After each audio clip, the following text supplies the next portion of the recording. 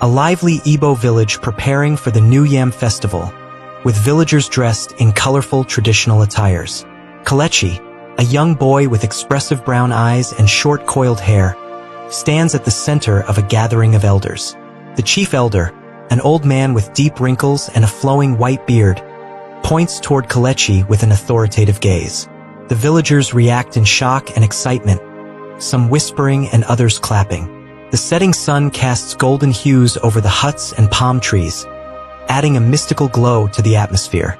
In a sacred forest grove surrounded by towering ancient trees, Kelechi kneels before the high priest, an elderly man wearing a red and white wrapper with elaborate chalk markings on his face. The sacred mask, an ornately carved wooden artifact adorned with cowrie shells and tribal engravings, is handed to Kelechi. His fingers tremble as he touches it, and faint glowing symbols appear on the mask's surface. Mist swirls around them, giving the scene an ethereal quality, while distant fireflies add tiny bursts of golden light. A dramatic, high-energy scene in the village square at night, illuminated by flickering torchlight and a large bonfire. Kelechi, now wearing the sacred mask, moves gracefully in the center of a wide circle of villagers. His body flows in perfect sync with the rhythm of the drummers, who strike large, ornately decorated drums. Sparks rise from the fire, and his wrapper sways with each powerful movement. The mask's eye holes glow faintly, hinting at unseen forces guiding him. Shadows from the fire dance across the faces of onlookers, their expressions a mix of awe and reverence. Kelechi's spirit is momentarily transported to an ancient battlefield. Before him, ghostly Igbo warriors dressed in leopard skin loincloths and holding long spears stand in a misty clearing. Their bodies glow faintly, their faces stern and solemn. One warrior, the leader, has a deep scar across his eye and wears a headdress adorned with eagle feathers. His booming voice echoes, "Find the truth." The air is thick with energy, as ancient Igbo symbols appear and swirl in the mist, glowing briefly before vanishing. Kelechi, still in his festival attire, stands frozen in awe.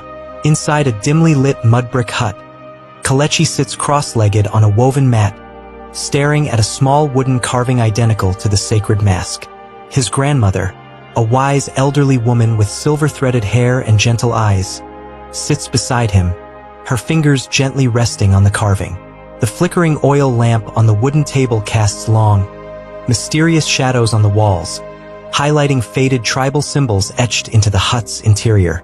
Outside, the sounds of distant drums remind them of the ongoing festival. At sunrise, Kelechi approaches Elder Dyke, who sits outside his hut weaving a raffia mat. The elder is a wiry man with sharp eyes and a beard streaked with gray, wearing a faded red wrapper. He pauses his work, his gaze intense as he speaks of Kelechi's great-grandfather. Behind him, the village awakens.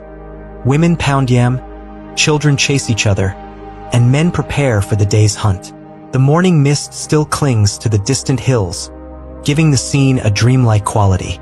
Under the glow of a full moon, Kelechi moves cautiously into a dense, mystical forest, the sacred mask strapped to his back. The towering trees have thick, twisting roots that seem almost alive, and luminous blue fireflies float through the air. A narrow path leads deeper into the unknown, where faint, glowing symbols appear on tree trunks before fading away. The distant hoot of an owl and rustling leaves create an eerie yet mesmerizing atmosphere, as though the spirits are watching. From the shadows of the forest, an old guardian emerges. He is draped in a robe of leaves and beads, his hair and beard long and wild, his eyes deep and knowing. He raises a hand, signaling Kelechi to stop. Glowing tribal tattoos pulse faintly on his arms, hinting at his connection to the spirits.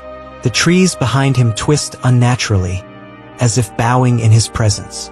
The air around them crackles with unseen energy, and Kelechi, though fearful, stands firm, gripping the mask tightly. In a hidden forest clearing, Kelechi kneels beside an ancient mound covered in vines, his fingers digging feverishly into the earth. The guardian stands nearby, watching silently. As Kelechi uncovers a wooden box covered in intricate carvings, a faint golden glow emits from within. He unlatches it to reveal an ivory staff, its surface pulsing with ancient power. Ethereal wisps of energy rise from the artifact, forming ghostly figures of past spirit dancers, watching in solemn approval. Back in the village square, Kalechi stands at the center, the sacred staff in his hand. The crowd watches in breathless anticipation. As the drums reach a fever pitch, he begins to dance, graceful, powerful, otherworldly. His movements summon a faint golden glow around him, and suddenly, spectral ancestors appear, joining him in the dance. The villagers gasp as the veil between the living and the dead momentarily lifts, allowing the spirits to celebrate with them. The air is charged with divine energy, and the mask's eye holes now shine like twin stars, signifying the ancestors' blessing. At the moment the final drumbeat sounds, the spirits begin to fade into the wind, their voices whispering blessings.